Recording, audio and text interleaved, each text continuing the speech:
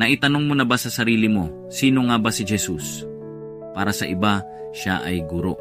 Para sa ilan, isang propeta. Pero para sa atin na nananalig, siya ang ating tagapagligtas.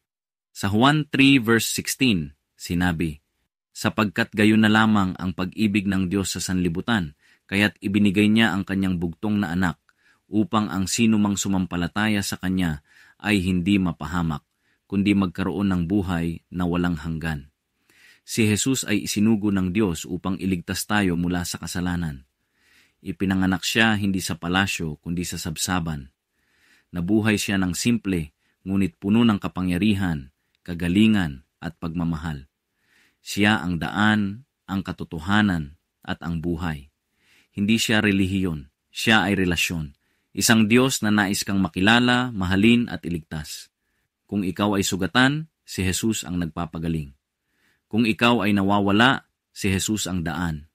Kung ikaw ay naguguluhan, si Jesus ang liwanag. Huwag mong hayaan na lumipas ang araw na hindi mo siya kinikilala. Sino si Jesus? Siya ang pag-asa mo kahit anong pinagdaraanan mo. Kung gusto mong makilala pa siya, simulan mong buksan ang iyong puso sa Kanya. Manalangin, magbasa ng Biblia at magtiwala sa Kanyang plano.